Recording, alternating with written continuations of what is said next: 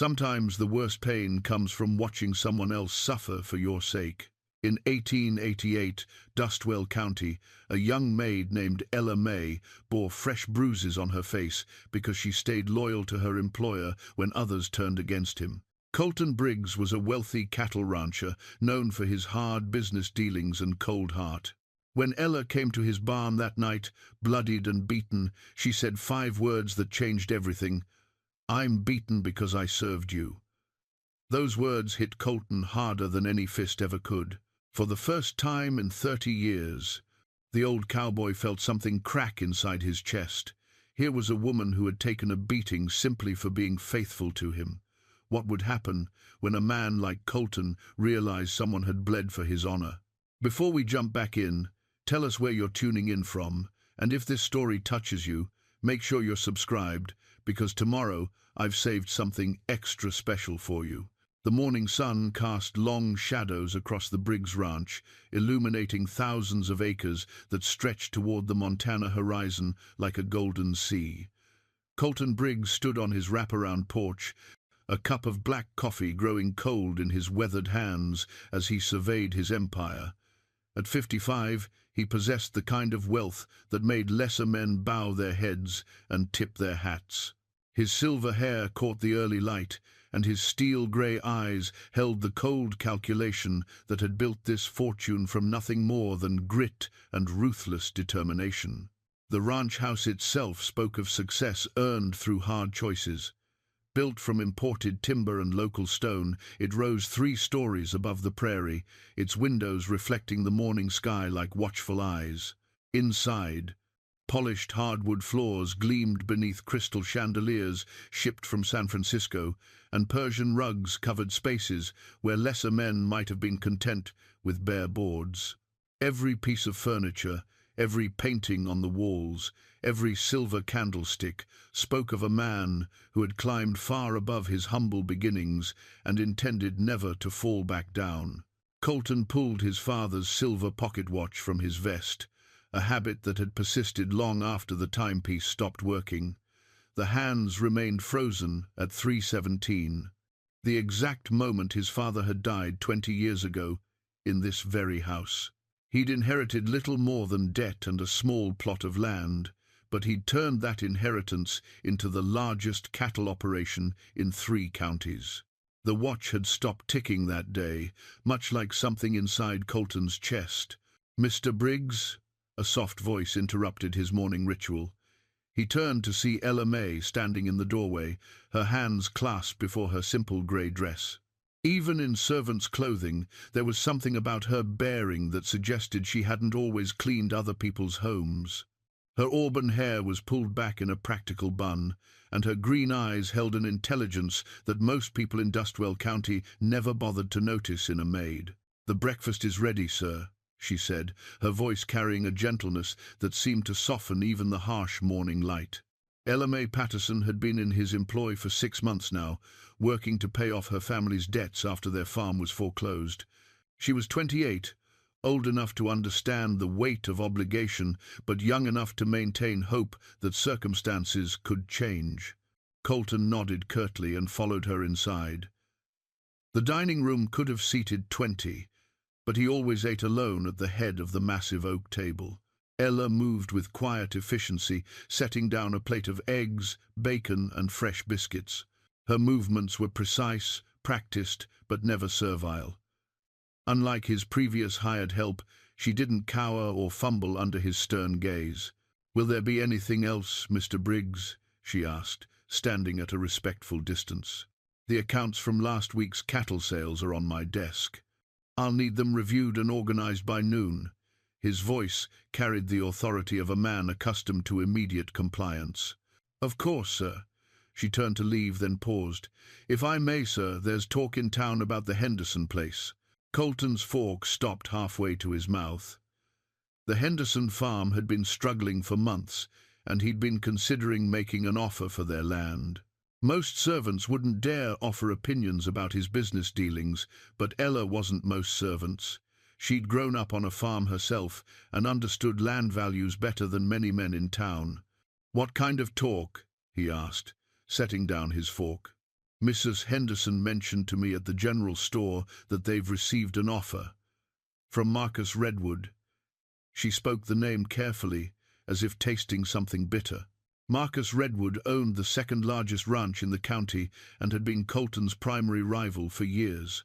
Where Colton built his wealth through calculated risks and strategic investments, Marcus preferred intimidation and underhanded dealings. He was younger than Colton by a decade, handsome in a way that made women blush and men step aside, but his charm masked a cruel streak that ran deeper than most people realized. "How much?" Colton's voice had grown colder. "Half what the land's worth, sir. But they're desperate." Colton studied Ella's face. There was no judgment there, no expectation that he would do the right thing. She simply provided information and trusted him to make his own decisions. It was a level of respect he rarely received, even from men who owed him money. "I see." He returned to his breakfast, but his mind was already working. The Henderson place bordered his southern pasture. In the right hands, it could increase his herd capacity by 30%. In Marcus Redwood's hands, it would become a thorn in his side for years to come. After Ella left to tend to her other duties, Colton retreated to his study. The room reflected his personality more than any other space in the house, practical, organized, and cold. A massive desk dominated the center, its surface covered with ledgers, correspondence, and legal documents. Behind it, a gun cabinet held his father's old rifle and hunting pistols, weapons he hadn't touched in years. Wealth had made him soft, and he knew it. The walls were lined with maps showing his property boundaries, photographs of prize bulls, and framed newspaper articles documenting his business successes. But in the bottom drawer of his desk, wrapped in oilcloth, lay the items that revealed the man he'd once been: letters from his late wife Sarah, a photograph of their infant son, who'd lived only 3 months, and the deed to the original homestead, where he'd learned both love and loss. Sarah had died of fever 12 years ago, taking their child with her. Before her death, Colton had been different, quicker to laugh, slower to anger, generous with his time and money. Her loss had carved something essential out of his chest, leaving behind only the capacity for accumulating wealth and avoiding emotional entanglements. A knock at the study door interrupted his brooding. "Come in." Ella entered carrying a tea tray, though he hadn't requested refreshments. She set it down on the side table and poured a cup without waiting for instructions. "You didn't eat much breakfast, sir. I thought you might want some tea and fresh cookies." The cookies were still warm, and their scent filled the study with an unexpected sense of comfort. Sarah used to bake cookies on Sunday afternoons, filling the house with similar warmth. "Thank you." The words came out rougher than intended. "Mr. Briggs?" Ella's voice carried a note of concern. "Are you feeling well, sir?" He looked up to find her watching him with genuine worry in her green eyes. When was the last time someone had cared about his well-being? His ranch hands respected him, the townspeople feared him, business associates tolerated him, but no one simply cared. "I'm fine." He reached for the teacup, noting how his hands had begun to show age spots and the first tremor of advancing years. "Tell me about your family's farm." The question seemed to surprise her. She glanced toward the door, as if considering whether she should leave, then settled into the chair across from his desk, a liberty no other servant would have dared to take. "We had 200 acres near the river. Good soil, reliable water. My father raised wheat and kept a small herd of cattle." Her voice grew soft with memory. "After he died, the bank called in the loans. Mama tried to keep it running, but without Pa's knowledge of the business." She shrugged, accepting old pain with the grace of someone who'd learned that bitterness only made suffering worse. "What happened to the land?" "Sold at auction for a fraction of its worth. The man who bought it never farmed it, just let it sit empty while the crops went to seed." Her hands tightened in her lap, the only sign of anger she allowed herself to show. "Who bought it?" "Marcus Redwood, sir." Colton felt something cold settle in his stomach. He'd known Marcus was ruthless, but he hadn't realized the extent of his rival's schemes. How many families had lost their homes to feed Marcus's growing empire? How many people like Ella had been forced into servitude to pay debts they couldn't possibly manage? "That's how you came to work here?" "Yes, sir. The debt followed me when Mama passed. Mr. Redwood offered to forgive it in exchange for 5 years of service. You offered better terms, 3 years with fair wages and time off on Sundays. 5 years versus 3. It wasn't charity exactly, but it was mercy of a sort. Colton had forgotten he was capable of such considerations. "You never told me you could read and write." He gestured toward the accounts she'd organized so efficiently. "You never asked, sir." A small smile played at the corners of her mouth. "Papa believed education was important, even for daughters. Your father was a wise man." "He was. He taught me that a person's worth isn't measured by their circumstances, but by how they respond to them." The simple statement hit Colton like a physical blow. By that measure, he'd been found wanting for 12 years. He'd responded to loss by building walls, to grief by pursuing wealth, to loneliness by ensuring he remained alone. Sarah would have been ashamed of the man he'd become. Outside, the afternoon shadows were growing longer. Soon, the ranch hands would return from the day's work and the evening routine would begin. But something had shifted during this conversation. For the first time in years, Colton found himself truly seeing another person, not as an employee or a business associate or a potential threat, but as a human being deserving of consideration and respect. Ella. Her name felt strange on his tongue, too personal for the distance he usually maintained with his staff. "Yes, sir? Thank you for the information about the Henderson place, and for the cookies." She rose from the chair and smoothed her skirts. "Of course, Mr. Briggs. Will there be anything else?" "No. You can go." But after she left, closing the study door softly behind her, Colton remained seated at his desk, staring at the photograph of his wife and child. For 12 years, he'd used their memory as an excuse to avoid feeling anything. Perhaps it was time to honor their memory by remembering how to be human again. The silver pocket watch lay silent in his palm, its hands frozen in time. But outside his window, the world continued moving forward, and maybe it was time for him to do the same. The beating had come without warning, swift and vicious as a summer storm. 3 hours earlier, Ella May had been walking home from the general store in town when Vivian Redwood stepped out from behind the millinery shop, her silk dress rustling with barely contained fury. "You," Vivian hissed, her perfectly painted lips twisted into something ugly. "You think you're so clever, don't you?" Ella had clutched her market basket tighter, recognizing the dangerous gleam in the woman's eyes. Vivian Redwood was Marcus's wife, a beauty who'd come from back east with expectations of luxury and refinement. What she'd found instead was a frontier town where her husband's cruelty was whispered about but never challenged.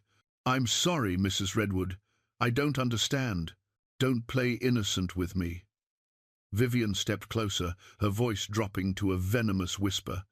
"I know what you told your employer about my husband's business dealings, about the Henderson farm." The accusation struck Ella like a physical blow.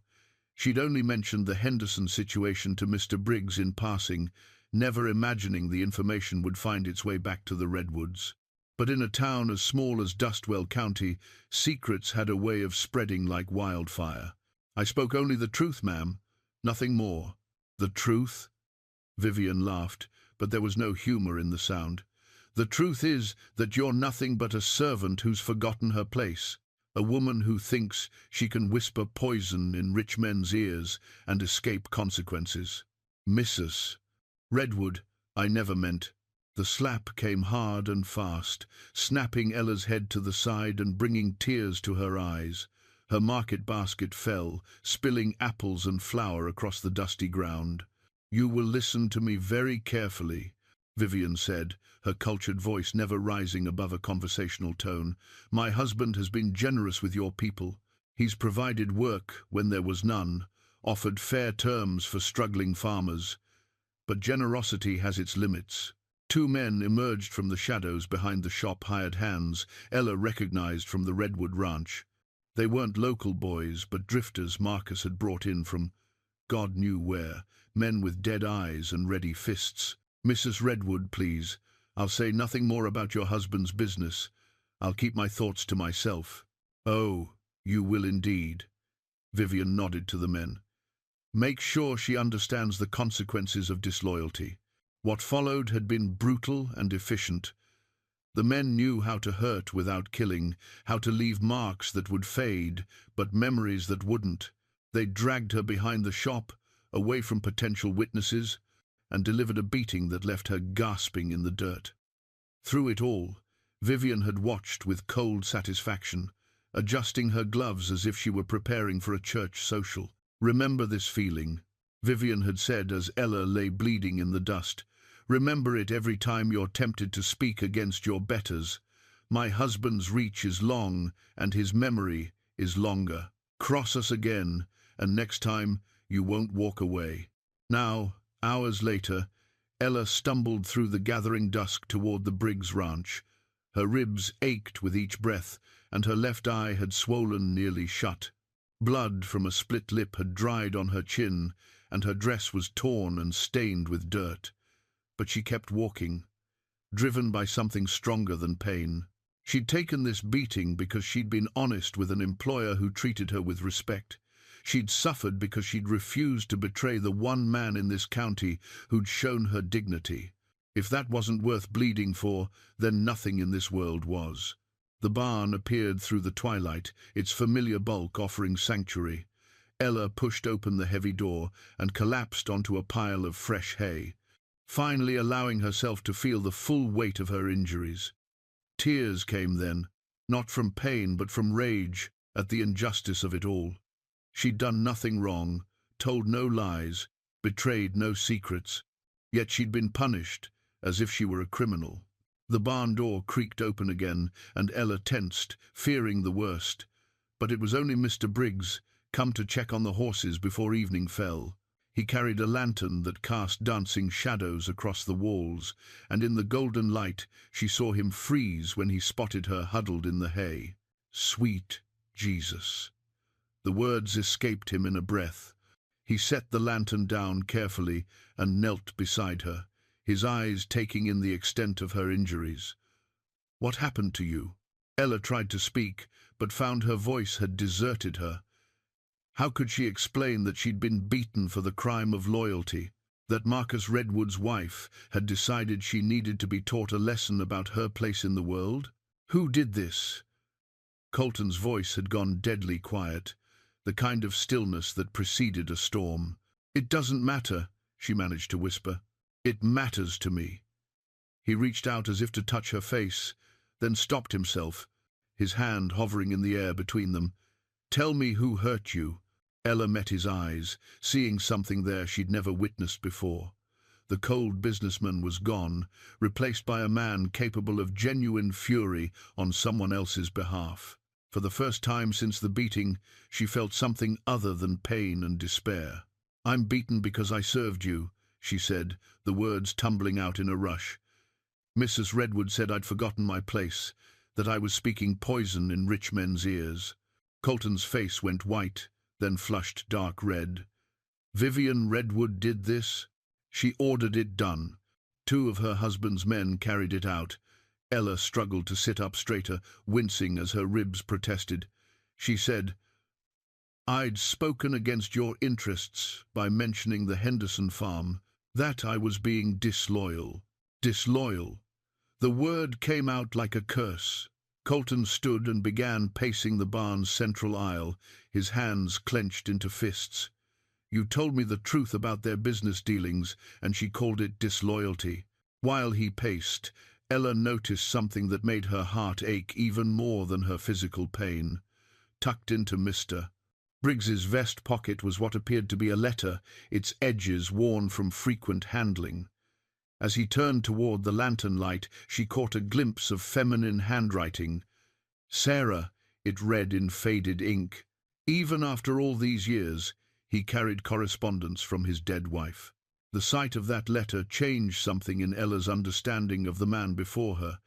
He wasn't just a cold businessman who'd lost his capacity for feeling. He was a man who'd loved so deeply that losing that love had nearly destroyed him. He carried his grief everywhere, keeping it close to his heart like a sacred relic. "Mr. Briggs," she said softly, "I don't regret what I told you. It was the truth, and truth doesn't become false just because speaking it brings consequences." He stopped pacing and stared at her, his grey eyes reflecting the lantern flame. "You took a beating for me, for my business interests." "No, sir, I took a beating for doing what was right." "It's the same thing." Ella shook her head, immediately regretting the movement as pain shot through her skull. "It's not. Doing right isn't about serving any particular person. It's about serving something larger than ourselves." Colton knelt beside her again, and this time he didn't hesitate to touch her face, his calloused fingers gentle against her bruised cheek. "You're bleeding because of me, because I asked you to review accounts and listen to town gossip. I'm bleeding because there are people in this world who believe they can hurt the innocent with impunity." Ella covered his hand with hers, surprised by the warmth of his skin. "The question isn't why I was beaten. The question is what good men intend to do about it." Something shifted in Colton's eyes, like light breaking through clouds after a long storm. For 12 years, he'd avoided emotional entanglements, afraid of the pain that came with caring. But looking at this brave woman who'd suffered for simple honesty, he felt something crack open inside his chest, not breaking, but awakening. "I need to get you to the doctor. I'll be fine with rest and time. You need proper medical attention." His voice brooked no argument. "And then I need to decide what I'm going to do about Marcus and Vivian Redwood." "What you're going to do?" Colton stood, and in the lantern light, Ella saw the shadow of the man he'd once been, younger, fiercer, unafraid of standing up for what mattered. "They hurt you because you were loyal to me. That makes it my responsibility to respond. Mr. Briggs, I don't want you to." "They made a mistake," he said, his voice carrying a hardness she'd never heard before. "They assumed I'd become too soft, too comfortable, too worried about my reputation to fight back. They're about to learn how wrong they were." As he helped her to her feet, Ella realized that everything had changed in the space of a single evening. The beating that was meant to teach her about her place in the world had instead awakened something dangerous in the man she served. Marcus Redwood had intended to send a message about power and consequences. Instead, he'd just declared war on the wrong man.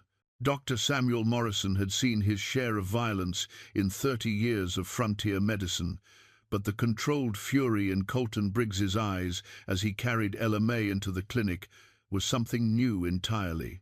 The wealthy rancher had always been distant, polite but cold, paying his bills promptly and never lingering for conversation. Tonight, he cradled his injured maid like she was made of spun glass, his jaw set with the kind of determination that preceded either miracles or disasters.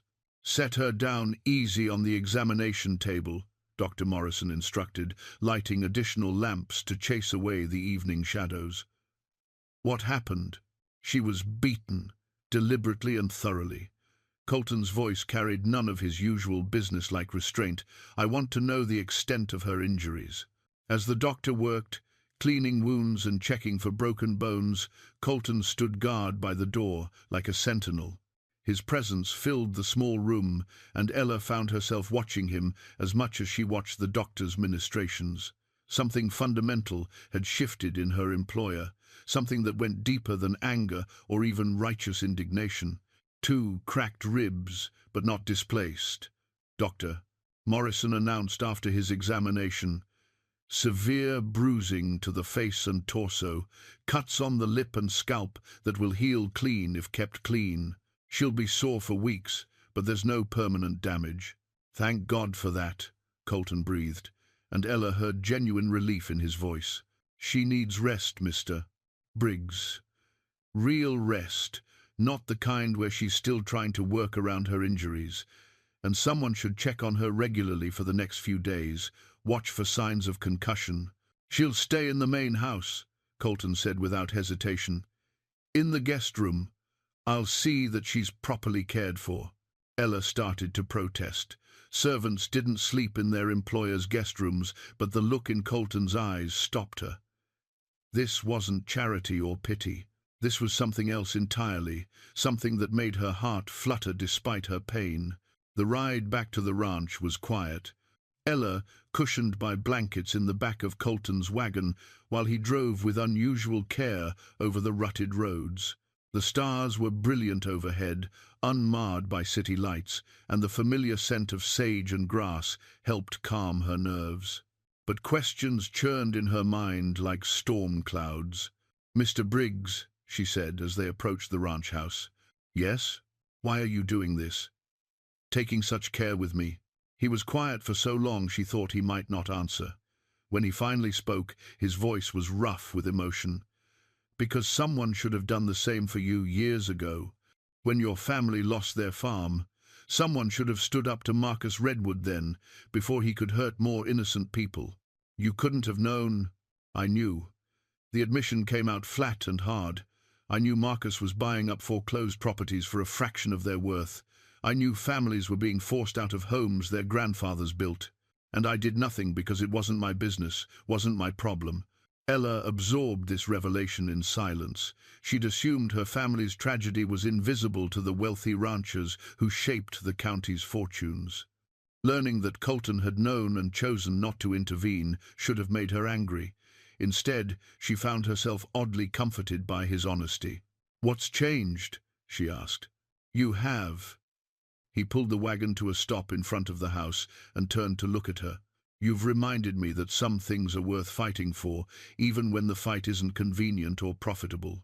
Inside the guest room, Colton helped settle Ella among soft pillows and clean sheets that smelled of lavender and sunshine.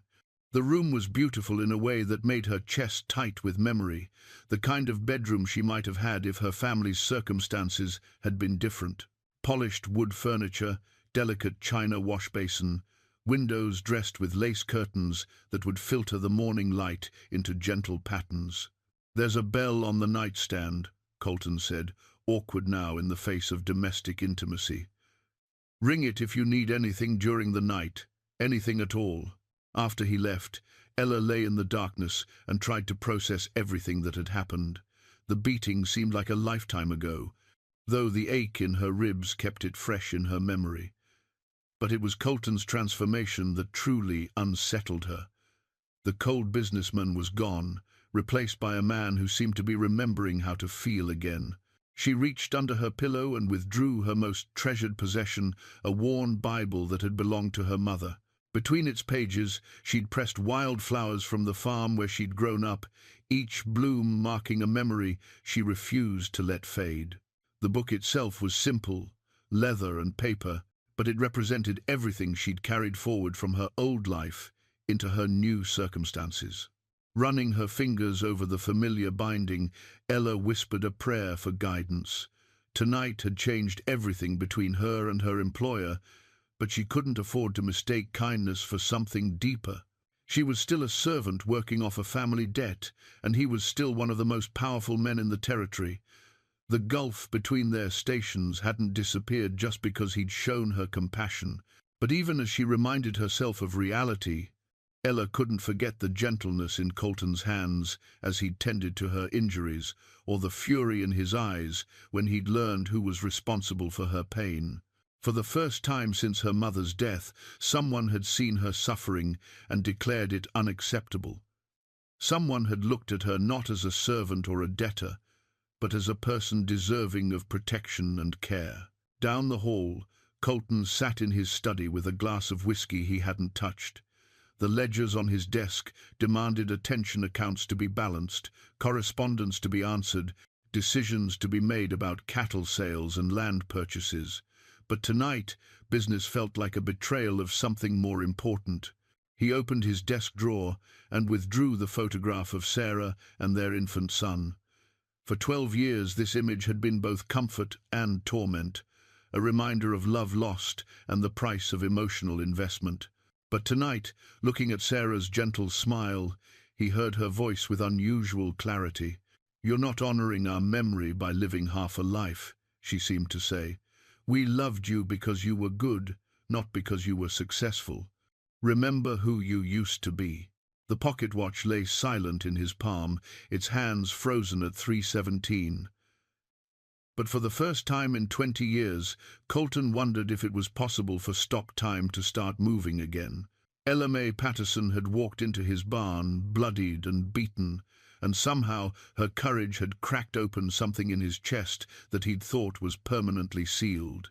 Tomorrow, he would begin planning his response to Marcus and Vivian Redwood, but tonight, he would sit with the photograph of his family and remember what it felt like to care about something more than profit margins and property lines.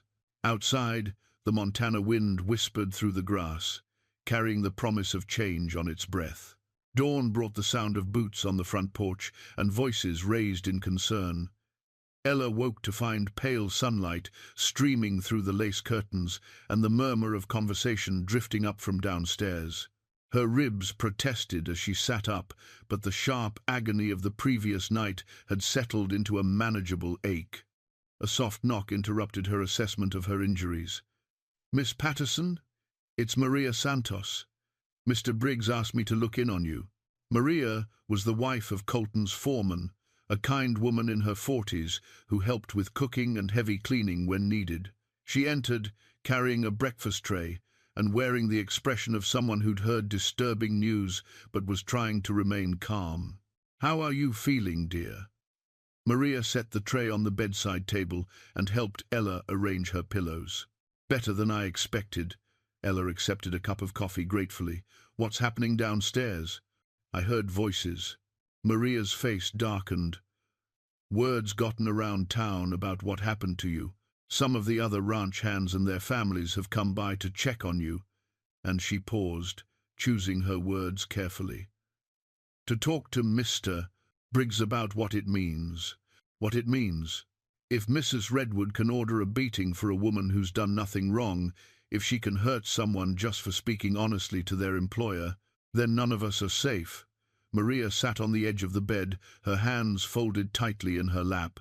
"My husband says it's time for good people to stand together, before the Redwoods decide who else needs to be taught a lesson."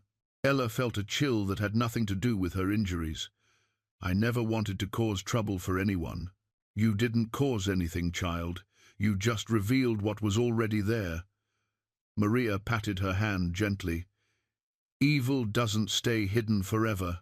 Sometimes it takes one person's courage to bring it into the light." After Maria left, Ella dressed carefully in a fresh grey dress that someone had thoughtfully provided. Moving slowly to avoid jarring her ribs, she made her way downstairs to find Colton's study filled with people. Ranch hands, neighbouring small farmers, and their wives had gathered to discuss what they'd all known but never spoken aloud. Marcus Redwood was becoming a problem too large for any one person to handle alone. "The Henderson place won't be the last," said Tom Santos, Maria's husband and Colton's head foreman. "Marcus has been making offers on every struggling farm between here and the county line, offers so low they're practically theft." "And if the families refuse?" asked Mrs. Chen, whose husband ran a small sheep operation north of town. "Accidents happen," replied Jake Morrison, a young cowhand whose family had lost their homestead to foreclosure 3 years earlier. "Fences get cut, water sources get poisoned, livestock disappears. Funny how these problems always seem to resolve themselves after the families sell." Colton sat behind his desk, listening without comment. But Ella could see the tension in his shoulders, the way his hands gripped the arms of his chair. This wasn't the detached businessman who'd employed her 6 months ago. This was a man wrestling with the weight of delayed justice and accumulated guilt. "What are you suggesting?" Colton finally asked. "We're suggesting it's time to stop pretending Marcus Redwood is just another rancher with aggressive business practices," Tom said bluntly. We're suggesting that what happened to Miss Ella was an act of war disguised as a personal grievance." The room fell silent. Everyone understood the implications of Tom's words. If they chose to stand together against Marcus, they would be declaring themselves his enemies. And Marcus had more hired guns, more money, and fewer scruples than any of them. "There's something else you should know, Mr. Briggs." Jake stepped forward, his young face grim with purpose. "My cousin works for the Redwood Ranch. Has for the past year. He's been keeping his ears open, and what he's heard—" Jake shook his head. "Marcus isn't just buying land. He's been in contact with buyers from back east, railroad men and mining company representatives." "What kind of buyers?" Colton's voice had gone dangerously quiet. "The kind that pay premium prices for large blocks of land with railroad access and mineral rights intact." Jake met Colton's eyes squarely. "Marcus isn't planning to ranch all that property, sir. He's planning to sell it to eastern speculators who'll strip mine the mountains and run railroad spurs through the valley." The revelation hit the room like a physical blow. These people had built their lives around the land, raising cattle, growing crops, hunting in the forests, fishing in the streams. The idea of strip mines and railroad construction tearing through their home was almost incomprehensible. "That would destroy everything," Mrs. Chen whispered. "The water, the grasslands, the wildlife." "It would make Marcus Redwood richer than God," Tom said grimly. "And it would turn the rest of us into hired hands working for Eastern corporations, if we're lucky enough to find work at all." Colton stood and walked to the window, staring out at the land his father had died to protect. Behind him, the gathered group waited for his response, understanding that his decision would determine not just their immediate safety, but the future of their entire way of life. "Mr. Briggs?" Ella's voice cut through the silence. She'd entered the study quietly, drawn by the gravity of the conversation. "May I ask you something?" He turned to face her, and she saw something in his eyes that made her heart race, not fear or calculation, but the awakening of long, dormant purpose. "Of course. When your father built this ranch, what was he fighting for? What did he want this land to become?" Colton's hand moved unconsciously to his vest pocket, where he carried the stopped pocket watch. He wanted to build something that would last, something that would provide for families, support a community, preserve a way of life that honored both the land and the people who worked it. And what would he think of a man who had the power to protect that vision but chose not to use it? The question hung in the air like smoke from a gun barrel. Around the room, men and women who'd known hardship and loss waited to learn whether they would face the future alone or with the support of the most powerful rancher in 3 counties. Colton walked to his gun cabinet and withdrew a worn leather holster that hadn't been touched in years. His father's gun belt, crafted by hand and seasoned by use, felt heavy in his hands, not from the weight of the weapon it was designed to carry, but from the weight of responsibility it represented. "Tom," he said, his voice carrying a new note of authority, "send word to every family within 50 miles. Tell them Colton Briggs is calling a meeting for Sunday afternoon. Tell them it's time to discuss the future of this valley." "And Marcus Redwood, sir?" Jake asked. "What do we tell people about him?" Colton buckled the gun belt around his waist, and for the first time in 12 years, it felt like coming home. "We tell them," he said quietly, "that some fights are worth having, regardless of the cost." Sunday afternoon brought nearly 100 people to the Briggs Ranch, more than had gathered in one place since the county fair 3 years prior. They came in wagons and on horseback, families with weathered faces and calloused hands who understood that their way of life hung in the balance. Colton had set up chairs and benches in the shade of the big oak tree behind his house, but many chose to stand, their restlessness betraying the anxiety that had drawn them here. Ella watched from the kitchen window as Colton addressed the crowd. The gun belt rode low on his hips, and something in his bearing had changed: shoulders straighter, voice carrying farther, eyes holding the kind of steady confidence that made people listen. This was the man his father had raised, the man Sarah had married, the man 12 years of grief had nearly destroyed. Most of you have heard what happened to Miss Patterson 4 nights ago, Colton was saying. What you may not know is why it happened. She was beaten for the crime of honesty, for passing along information that Marcus Redwood preferred to keep secret. A murmur ran through the crowd. Everyone knew Ella by sight, and her bruised face had been the subject of whispered conversations all week. But hearing Colton claim responsibility for her suffering, hearing him speak her name with respect rather than dismissal, marked a shift that even the most socially conscious hadn't expected. Jake Morrison has information that changes everything we thought we knew about Marcus Redwood's intentions. Colton gestured for the young cowhand to step forward. Tell them what you told me. Jake's voice shook slightly as he repeated the intelligence about Eastern buyers and strip mining operations. But the crowd's reaction was immediate, and volcanic shouts of outrage, women clutching their husbands' arms, men reaching instinctively for weapons they'd left at home. He can't destroy the whole valley, called out Mrs. Henderson, whose farm was still under threat of foreclosure. The land belongs to all of us, not just him. The land belongs to whoever holds legal title, replied Samuel Weber, an older farmer whose German accent still colored his English after 30 years in America. And if Marcus can buy that title legally, there's nothing any of us can do to stop him. Nothing legal, Tom Santos said grimly, but there are other options. Colton raised his hand for silence. Before we talk about options, we need to understand exactly what we're facing. Sam Weber is right. Marcus isn't breaking any laws by making low-ball offers on foreclosed properties. But Jake's cousin has brought us something that might change that calculation. He held up a folded document that Ella hadn't seen before. Even from her position by the window, she could tell it was official heavy paper with red wax seals and formal lettering. This is a deed to the Patterson family farm, Colton announced. The farm that was supposedly sold at auction 3 years ago to cover outstanding debts. Ella's breath caught in her throat. The Patterson farm deed was something she'd assumed was lost forever, buried in courthouse records or destroyed by fire. Seeing it in Colton's hands felt like glimpsing a ghost from her former life. According to this document, the farm was never legally foreclosed.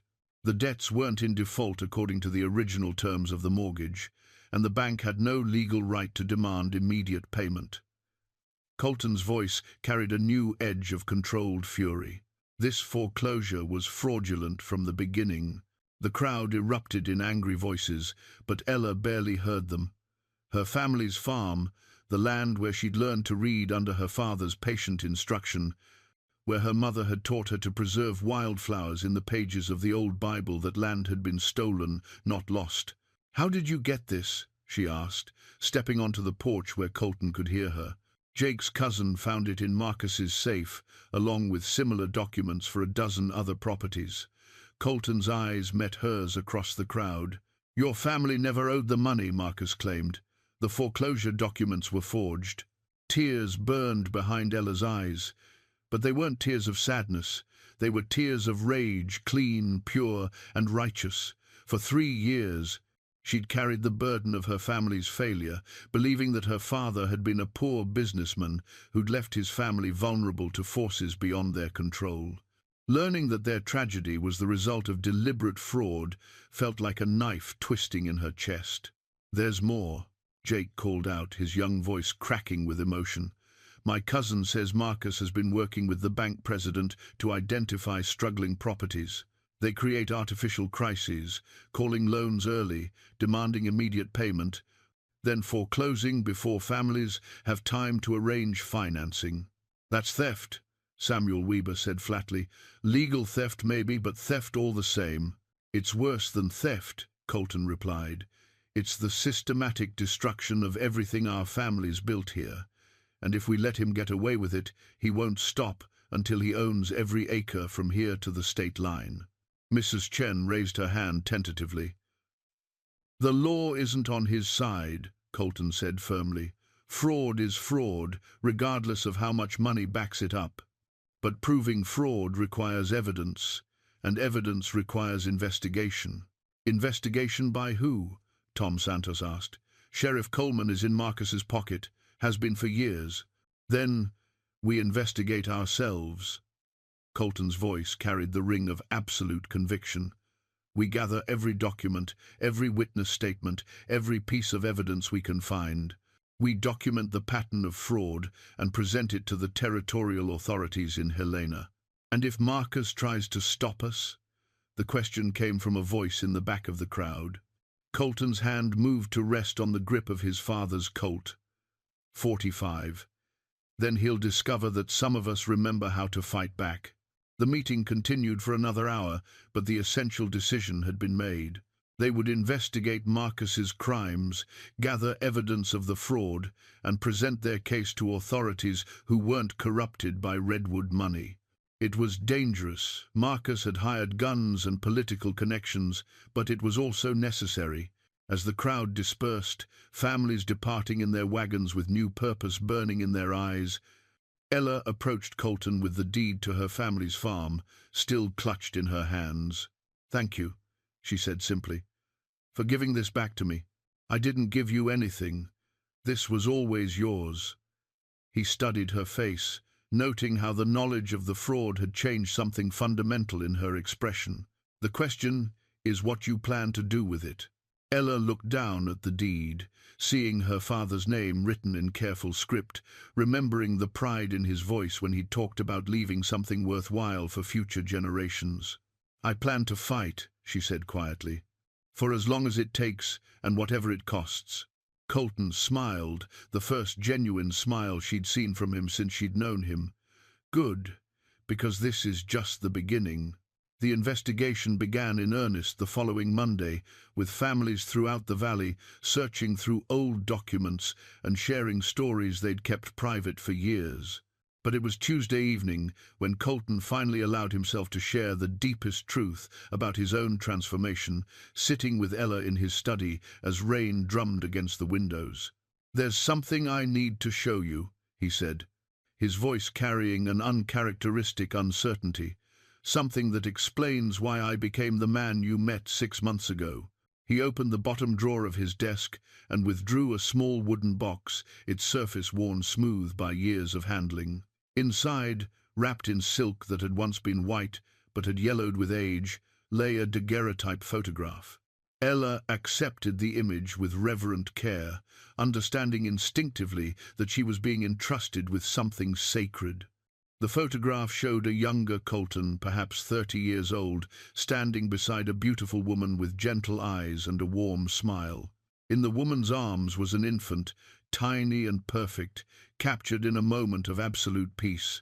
"Sarah and Thomas," Colton said quietly. "My wife and son. They died 12 years ago, within a week of each other. Fever took them both." Ella studied the photograph, seeing in the younger Colton's face a joy and openness that seemed almost impossible to reconcile with the cold businessman she'd first known.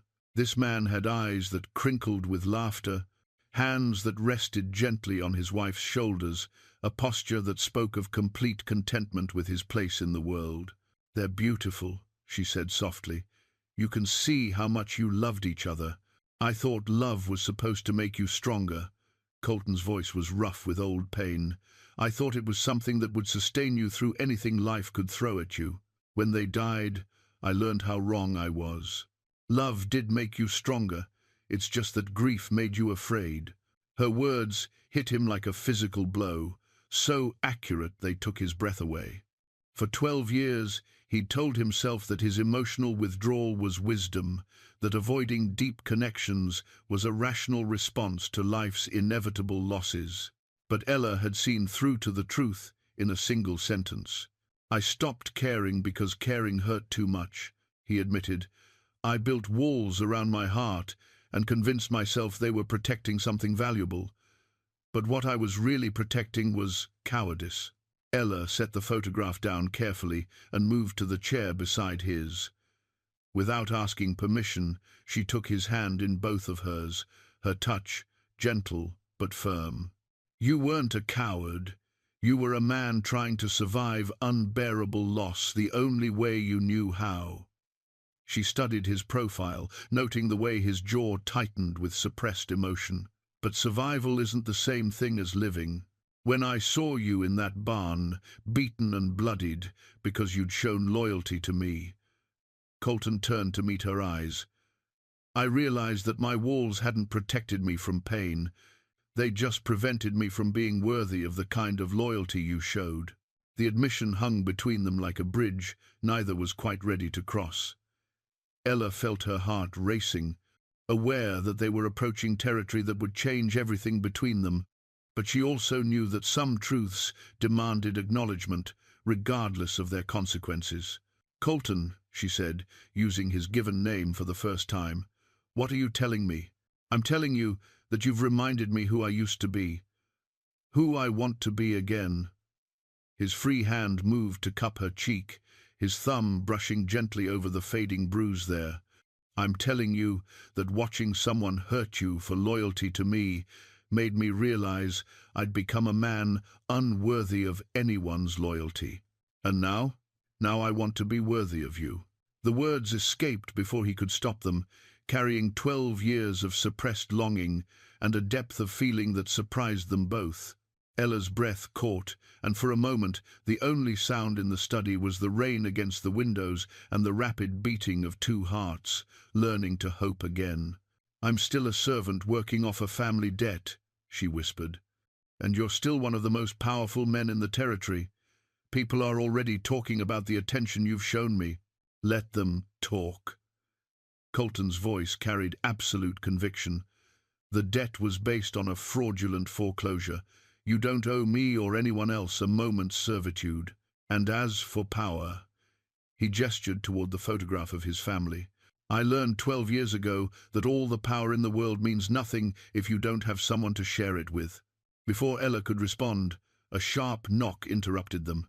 Tom Santos's voice carried urgency that made both of them tense. "Mr. Briggs, you need to come outside, now." They found Tom standing in the rain, his horse lathered and his face grim. Behind him, the distant glow of fire painted the night sky orange, and the smell of smoke was beginning to reach them on the wind. "The Henderson place is burning," Tom said without preamble. "Barn, house, everything. It started about an hour ago." Colton's face went hard as stone. "Accident." "Not unless accidents involve 5 men on horseback carrying torches."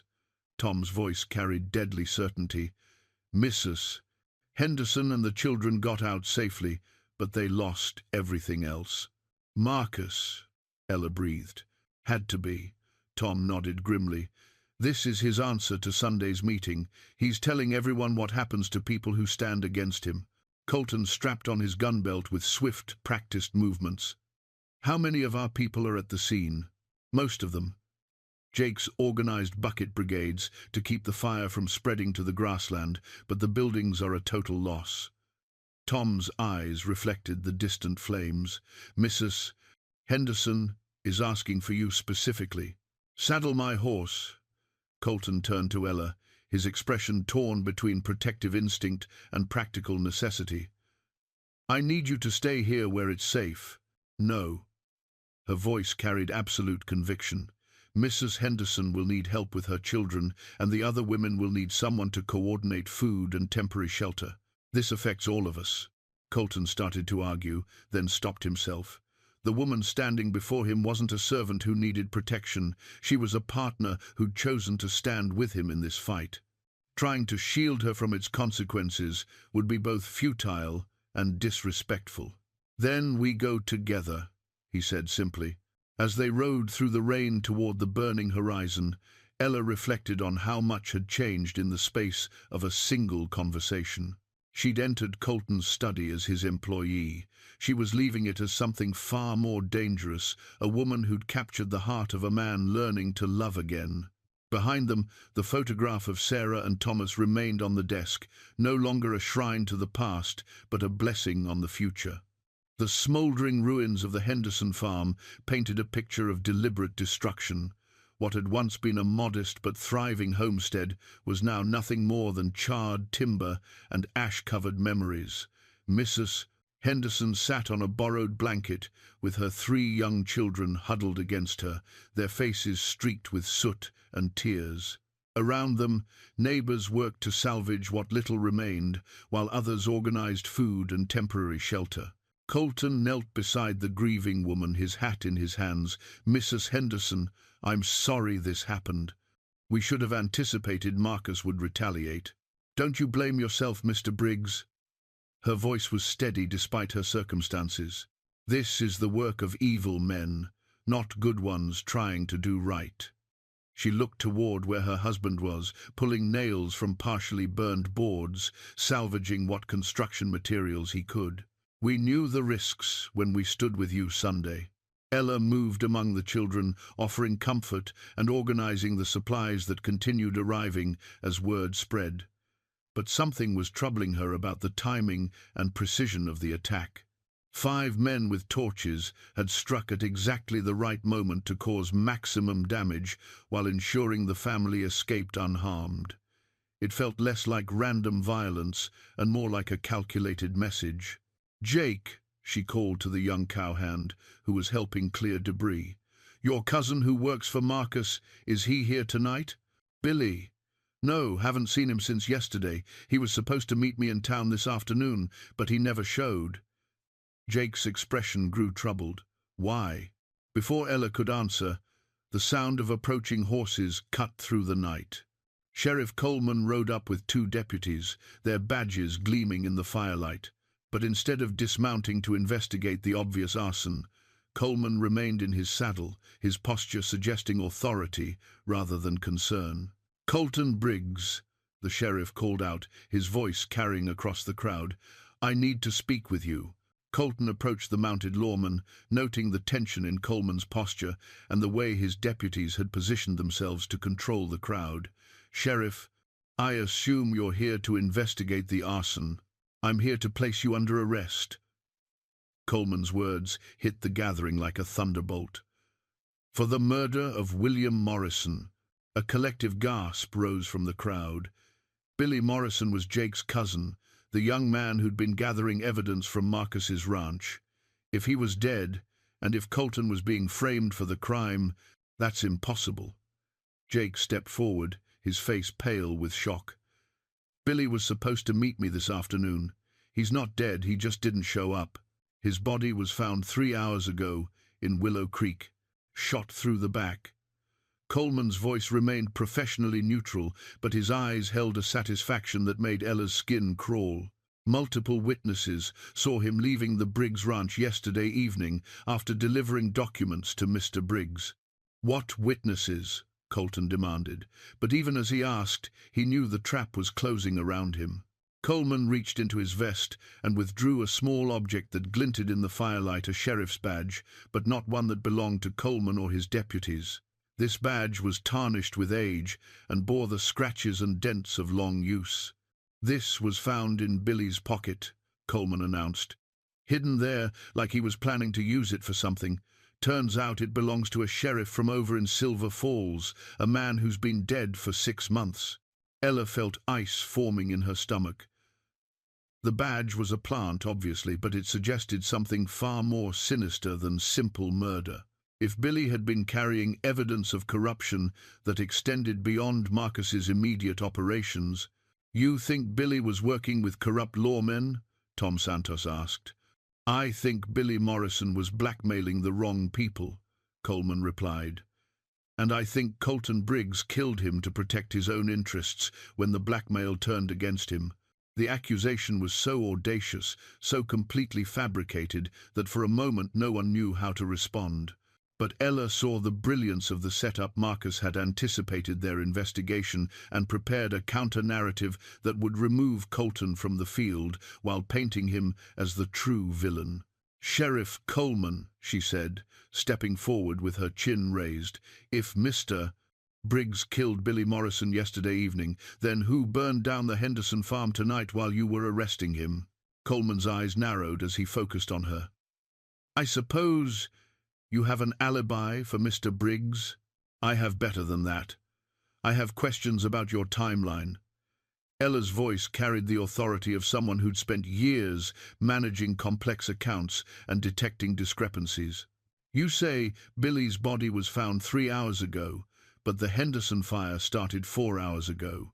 You're arresting Mr. Briggs for a murder discovered after he was already here, in front of dozens of witnesses, helping fight the fire. Murmurs ran through the crowd as people began to see the holes in Coleman's story, but the sheriff's face remained impassive.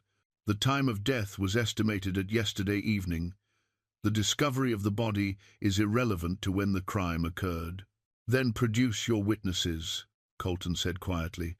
The people who saw Billy leaving my ranch yesterday evening. Coleman hesitated for just a fraction of a second, long enough for Ella to understand that the witnesses were as fabricated as the rest of the frame job. But before he could respond, Jake Morrison stepped forward with tears streaming down his face. "Sheriff, I need to tell you something about my cousin Billy." His young voice cracked with emotion. He wasn't gathering evidence against Mr. Briggs. He was gathering evidence against Marcus Redwood. And against you. The crowd fell silent. Even Coleman's deputies seemed surprised by this revelation. Billy found records in Marcus's safe that show payments to law enforcement officers throughout the territory, Jake continued. Monthly payments in exchange for ignoring land fraud, falsifying foreclosure documents, and intimidating families into selling their property. Jake reached into his jacket and withdrew a folded paper, holding it out for everyone to see. "Billy gave me this yesterday before he died. It's a list of every corrupt lawman Marcus has been paying, with dates and amounts going back 5 years. Coleman's face went white, then flushed dark red. "That's impossible. You're lying. The third name on the list is Sheriff Robert Coleman, Dustwell County. $500 per month for services rendered." Jake's voice grew stronger with each word. "Billy was killed because he discovered you've been Marcus's partner all along." The revelation hit the crowd like an explosion. Suddenly everything made sense: why complaints against Marcus never resulted in investigations, why foreclosures proceeded so smoothly despite obvious irregularities, why families who tried to fight back found themselves facing legal troubles. Coleman's hand moved to his weapon, but he was vastly outnumbered by people who were now looking at him like the criminal he was. That document could be forged. "Could be," Colton agreed, his voice deadly calm. "But Billy Morrison's murder just became a lot more complicated, didn't it, Sheriff? Because if he was killed for exposing corruption rather than conducting blackmail, then the person with the strongest motive to kill him wasn't me. It was you," Ella finished, staring directly at Coleman. "You killed Billy Morrison to protect your arrangement with Marcus Redwood." The standoff stretched taut as a bowstring. Coleman was trapped between a hostile crowd and evidence of his own corruption. His deputies were beginning to understand they'd been used as tools in a cover-up, and Marcus Redwood's entire operation was unraveling in real time. But it was Tom Santos who broke the tension with a simple observation that changed everything. "Sheriff," he said quietly, "if you're so sure Mr. Briggs is guilty, why don't you let us examine that badge you found? Because I'm willing to bet Billy Morrison never touched it. I'm willing to bet it came directly from your own collection of trophies." Coleman's expression crumbled as he realized his mistake. In planting evidence to frame Colton, he'd used a badge from his own criminal activities, a trophy taken from a lawman he'd helped Marcus eliminate months earlier. The truth was finally in the open, and everyone present understood that the corruption ran deeper than anyone had imagined. The fight for Dustwell County was about to become a fight for the soul of the entire territory. Dawn broke over a county transformed by truth. Word of Sheriff Coleman's corruption and Billy Morrison's murder had spread through the valley like wildfire, carried by riders who'd witnessed the confrontation at the Henderson farm. By sunrise, families throughout the territory were examining their own encounters with Marcus Redwood's operation, with new understanding, seeing patterns they'd missed when they thought they were dealing with isolated incidents. Colton stood in his study, surrounded by evidence that Jake Morrison and other brave souls had risked their lives to gather. The desk was covered with documents, fraudulent foreclosure papers, records of payments to corrupt officials, correspondence between Marcus and Eastern land speculators, and most damning of all, a hand-drawn map that revealed the true scope of the conspiracy. The map had been created by Billy Morrison during his final weeks of life, painstakingly documenting every property Marcus had acquired through fraud and every secret passage the conspirators used to move undetected through the territory. Hidden beneath the courthouse, connecting to the bank's basement, branching out to Marcus's ranch and several other key locations, was a network of tunnels originally built for the Underground Railroad, but now repurposed for criminal enterprise. "It's ingenious," Tom Santos admitted grimly, studying the map with the eye of a man who'd fought in the war and understood military strategy. They could move money, documents, even people through these tunnels without anyone seeing them. No wonder they always seemed to be one step ahead of any investigation. Ella traced the tunnel routes with her finger, noting how they connected all the key buildings where the fraud had been orchestrated. "This explains how Sheriff Coleman always knew what we were planning. He wasn't just corrupt, he was literally operating from underground, coordinating with Marcus in secret." "Where is Coleman now?" asked Maria Santos, who'd arrived with fresh coffee and grim determination. Word of her husband's involvement in exposing the conspiracy had reached the Redwood Ranch, and she knew her family was now a target. "Fled sometime before dawn," Jake reported.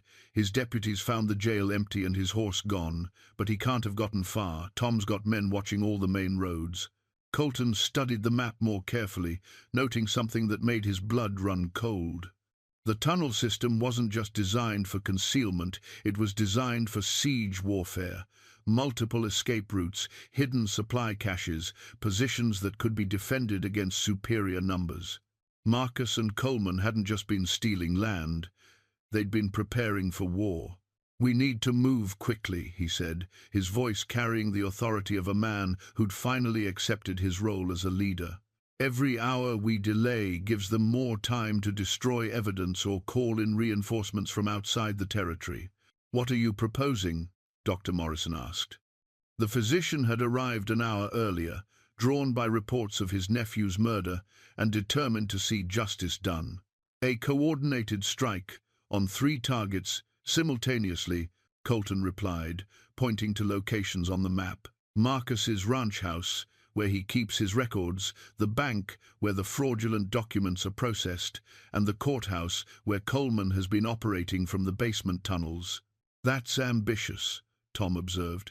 "We'd need to divide our forces, and we don't know how many hired guns Marcus has brought in since the Henderson fire." "We know they're using the tunnels to coordinate their movements," Ella said thoughtfully. "What if we use that against them?" All eyes turned to her as she studied the map with growing excitement. "Look at this choke point here, where all the tunnels converge beneath the town square. If we could control that junction, we could prevent them from reinforcing each other or escaping through their hidden routes." "You're suggesting we fight them underground?" Jake's voice carried both admiration and concern. "I'm suggesting we cut off their primary advantage," Ella corrected. "Force them to fight in the open, where numbers and righteousness matter more than secret passages and corrupt connections." Colton felt his heart swell with pride at her strategic thinking. This wasn't the frightened servant who'd stumbled into his barn a week ago. This was a woman who'd found her strength and was prepared to use it in service of justice. "It's dangerous," he said, not to dissuade her, but to ensure she understood the risks. "Everything worthwhile is dangerous," she replied, meeting his eyes with absolute conviction. "The question is whether we're fighting for something worth the risk." The planning session that followed was both thorough and urgent. They divided their supporters into 3 groups, one to secure the courthouse and control the tunnel entrance, one to confront Marcus at his ranch, and one to prevent the bank from destroying financial records. Each group would carry signal mirrors to communicate across the valley, coordinating their movements to prevent Marcus and his allies from playing them against each other. But as the morning wore on, Colton found himself struggling with doubts that had nothing to do with tactical concerns. He'd spent 12 years avoiding confrontations like this, 12 years choosing safety over justice, comfort over courage. The weight of delayed action pressed down on him like a physical burden. "You're questioning yourself," Ella observed during a brief moment when they were alone. "I'm wondering if I have any right to ask these people to risk their lives for a fight I should have joined years ago."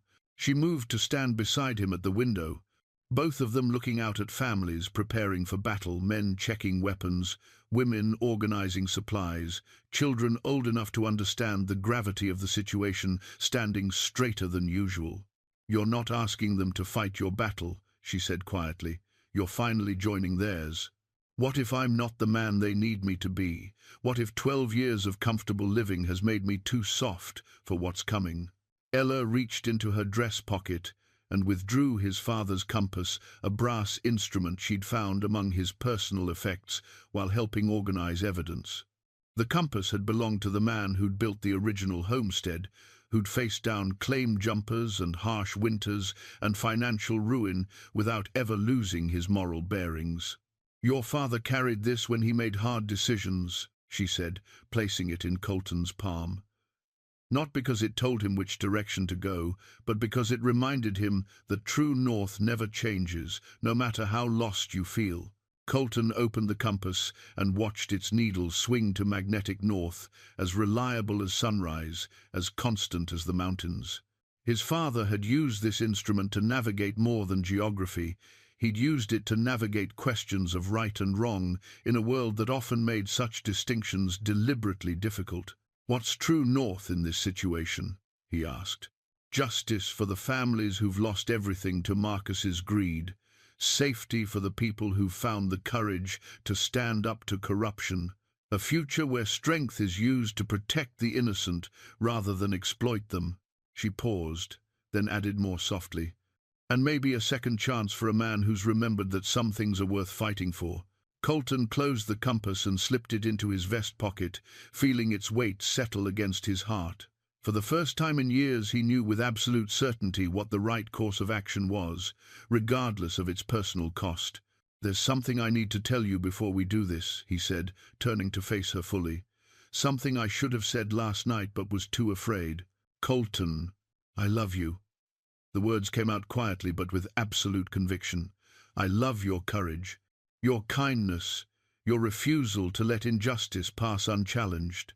I love the way you see the best in people without ignoring the worst. I love that you've reminded me who I was meant to be." Tears gathered in Ella's eyes, but they were tears of joy rather than sorrow. "I love you too," she whispered. "But that's not why I'm fighting beside you today." "Why then?" "Because it's the right thing to do. Because some fights choose you whether you're ready or not." She smiled, and in that expression he saw all the strength and determination that had first drawn him to her. "And because the man I love is finally ready to be the hero this valley needs." Outside, Tom Santos was calling for final preparations. The sun had reached its zenith, and the time for planning was over. In 30 minutes, they would ride out to confront Marcus Redwood and his network of corruption, knowing that some of them might not return. But for the first time in 12 years, Colton Briggs felt ready for whatever came next.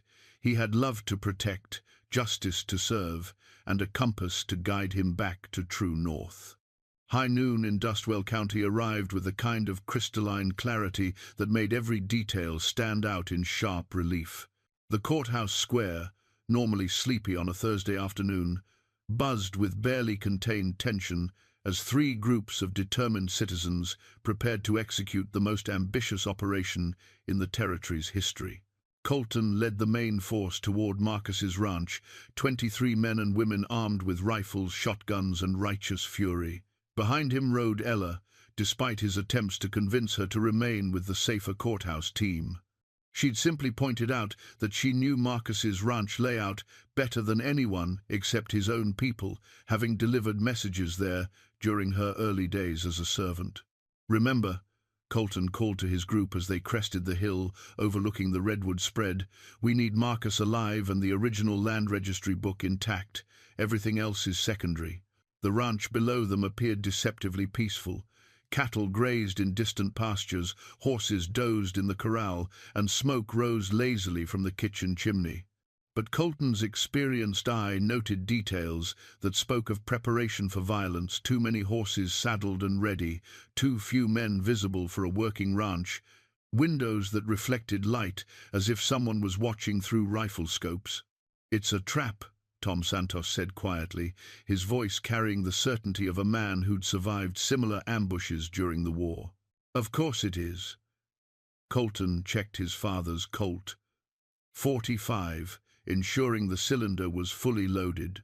"Marcus has been planning this confrontation since Sunday's meeting. He knows we're coming." "Then why are we riding straight into it?" Jake Morrison asked, his young voice tight with nervous energy.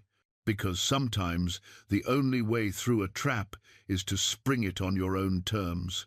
Colton spurred his horse forward, leading the charge down the hill toward whatever Marcus had prepared for them. The first shots came from the barn, muzzle flashes erupting from the hayloft as hidden gunmen opened fire on the approaching riders. Colton's horse screamed and stumbled, throwing him hard against the ground before scrambling away with blood streaming from a shoulder wound. Around him, his people scattered for cover behind water troughs and farm equipment, returning fire at targets they could barely see. "The house!" Ella shouted over the gunfire, pointing toward the ranch's main building. "Marcus will be in his study with the records, if we can reach him." Her words were cut off by another volley from the barn, forcing her to duck behind an overturned wagon. Splinters exploded from the wood, inches from her head, and she felt the sting of flying debris across her cheek. Colton Army crawled toward her position, his expensive suit torn and dirty, but his eyes blazing with combat intensity. "We need to divide their attention. Tom, take half the group and assault the barn directly. Make noise, keep them focused on you." "What about you?" "Ella and I are going for the house through the root cellar entrance. If we can get to Marcus and the land registry before they destroy it." "You mean, if you can get to Marcus?" Tom corrected. "Ella should stay here where it's safer." "No." Ella's voice carried absolute finality. "I know where Marcus keeps his important documents. I've cleaned those rooms for months when I worked here briefly 2 years ago. Without me, you'll be searching blindly while his men reorganize." Another burst of gunfire emphasized the urgency of their situation. In the distance, signal mirror flashes indicated that the courthouse and bank teams were encountering similar resistance. Whatever Marcus's network of corruption lacked in legal authority, they made up for in firepower and preparation. "Go," Tom said, understanding that further argument would waste precious time. "We'll keep them busy."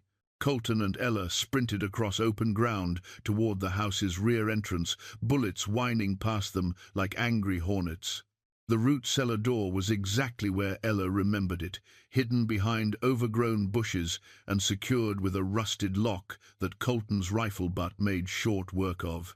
The cellar was dark and smelled of stored vegetables and old earth, but it provided the cover they needed to approach the house undetected. Stone steps led upward to a kitchen door that Ella knew would be unlocked. Marcus was too arrogant to imagine anyone would have the audacity to attack him in his own home. They climbed carefully, listening for sounds of movement above. The kitchen was empty, but voices carried from deeper in the house, Marcus giving orders to his remaining men, preparing final defenses, perhaps destroying evidence even as the battle raged outside.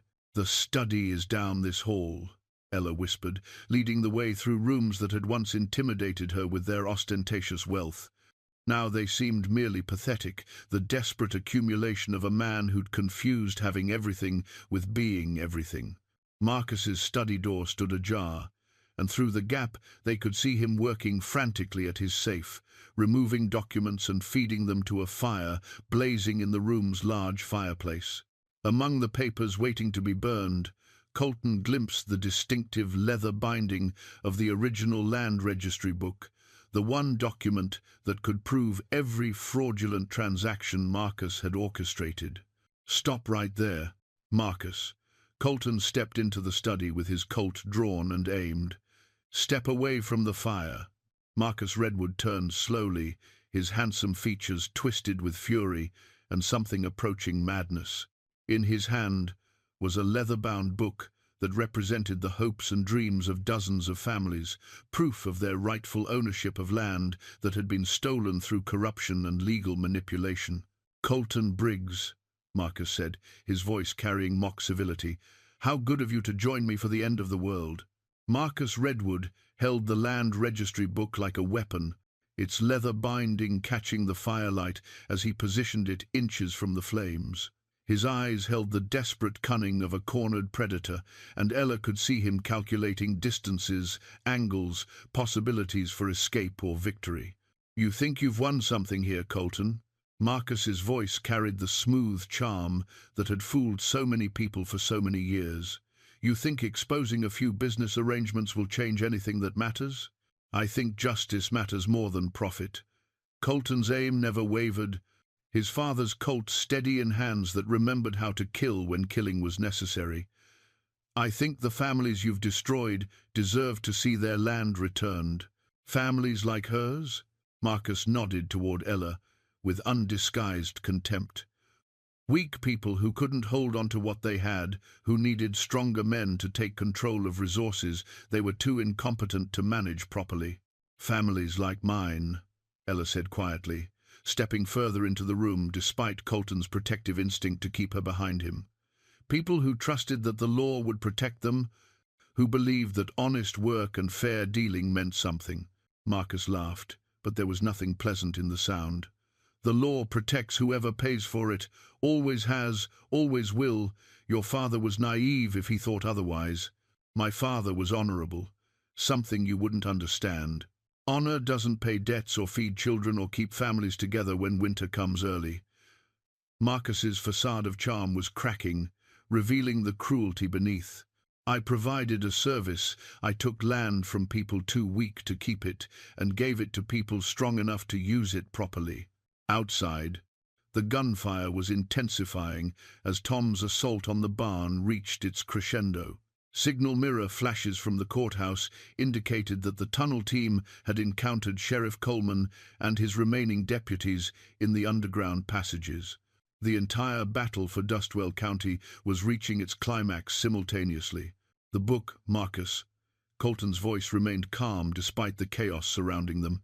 "Set it down and step away from the fire." "This book?"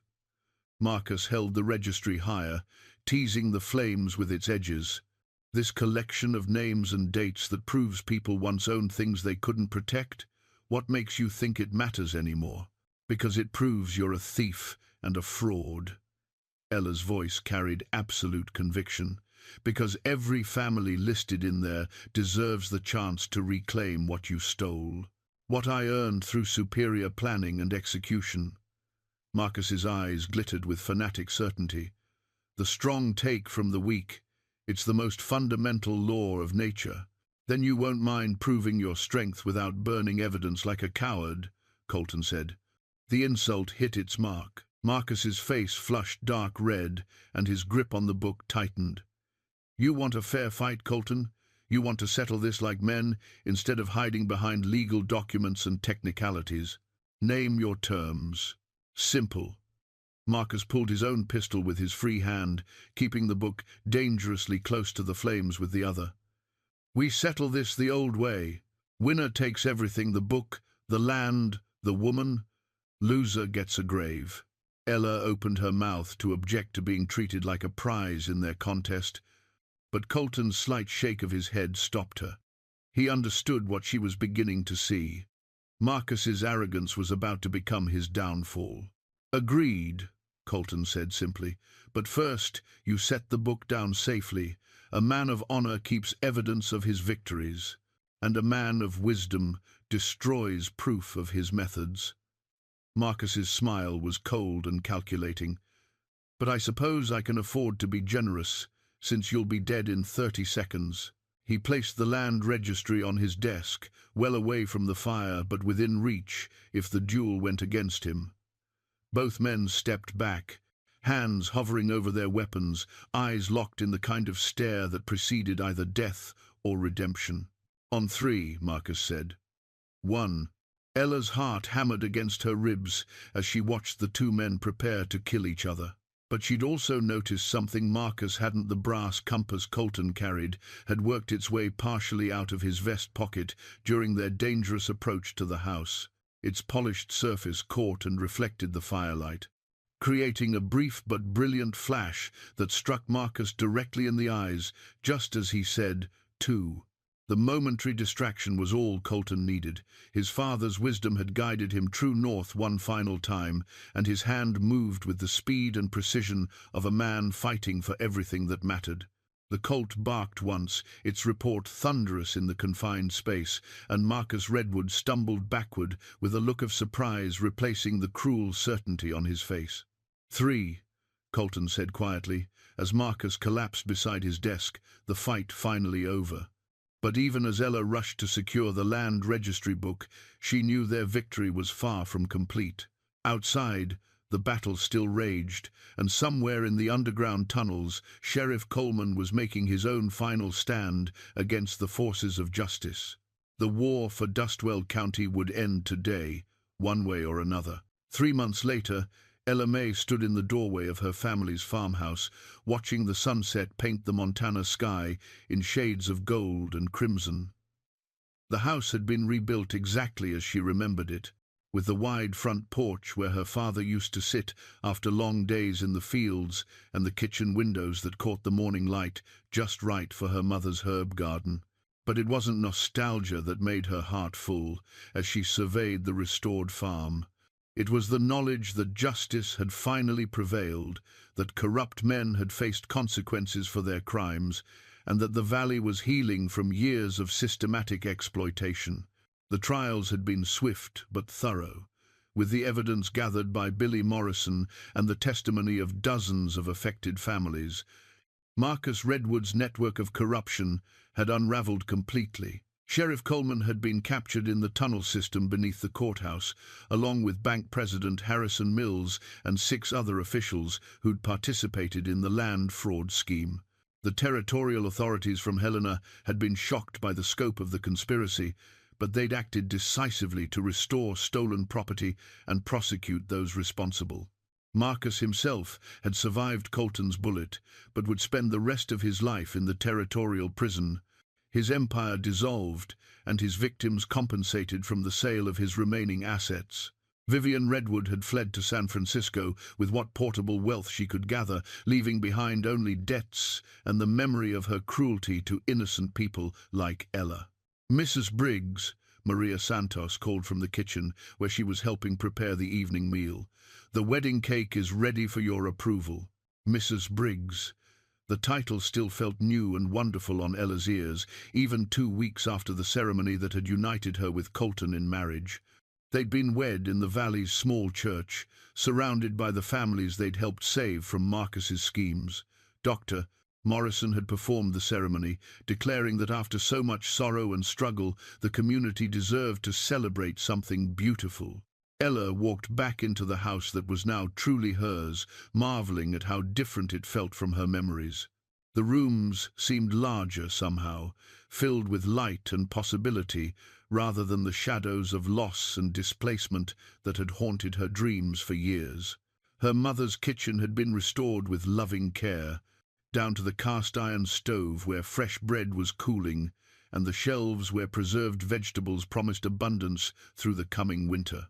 On the mantelpiece above the fireplace sat 2 items that represented the journey she and Colton had traveled together. The first was his father's compass, its brass surface polished to a golden sheen, its needle pointing steadily toward true north. The second was her mother's Bible, open to a passage about justice rolling down like waters and righteousness like a mighty stream, with pressed wildflowers marking the pages that had sustained her faith through the darkest times. The sound of approaching horses drew her to the window, where she saw Colton returning from town with Tom Santos and Jake Morrison. They'd been meeting with the new sheriff, an honest man brought in from outside the territory to ensure that law enforcement served justice rather than private interests. Jake had been appointed as a deputy, his courage during the investigation earning him the respect of everyone in the valley. Colton dismounted and handed his reins to one of the ranch hands who'd accompanied them, his movements showing the confidence of a man who'd found his purpose again. The silver in his hair caught the evening light, and when he looked toward the house, his eyes held the warmth that had been missing for so many years. "How did the meeting go?" Ella asked as he climbed the porch steps and wrapped his arms around her. "Better than we hoped. The territorial governor is sending a commission to review land ownership throughout the region, making sure other Marcus redwoods haven't been operating in counties we haven't discovered yet." He kissed her forehead gently. "And the railroad company has agreed to negotiate fairly for any land they need, rather than using intermediaries who might employ questionable methods. No more forced sales. No more forced sales. No more corrupt sheriffs. No more families losing their heritage to fraud and intimidation." Colton's voice carried deep satisfaction. "Your father's dream of land that supports families rather than exploiting them is becoming reality throughout the territory." That evening, they hosted a celebration dinner for everyone who'd participated in bringing down Marcus's conspiracy. The dining room that had once intimidated Ella with its formal grandeur now buzzed with comfortable conversation as neighbors and friends shared stories and planned for a future built on cooperation rather than fear. Tom Santos raised his glass of cider as the meal concluded. To those who stood up when standing up mattered. To those who remembered that some things are worth fighting for, regardless of the cost. To second chances, Doctor, Morrison added, his eyes finding Ella and Colton. To the possibility of healing even the deepest wounds when good people refuse to accept that wrong must triumph over right. To love, Maria Santos said simply. To the love that sustains communities, protects the innocent, and reminds us that we're all stronger together than we could ever be apart. As the guests departed under a sky brilliant with stars, Ella and Colton sat together on their porch swing, listening to the gentle sounds of a valley at peace. In the distance, lights twinkled in farmhouse windows where families slept safely in homes they truly owned. Children would grow up here knowing that justice was possible, that courage could triumph over corruption, that ordinary people could accomplish extraordinary things when they stood together. Colton pulled out his father's pocket watch, its hands no longer frozen at 3:17, but moving steadily forward into a future full of promise. Time had started again the moment he'd chosen to fight for something larger than himself. From inside the house came the gentle chiming of the grandfather clock that had belonged to Ella's family, marking another hour in a life restored and a community redeemed. And in her hand, simple gold wedding rings caught the starlight, new symbols forged by the local blacksmith, representing the union of two souls who'd found love through shared struggle and moral awakening. The valley slept peacefully, knowing that tomorrow would bring honest work, fair dealing, and the continued building of something worth preserving for future generations.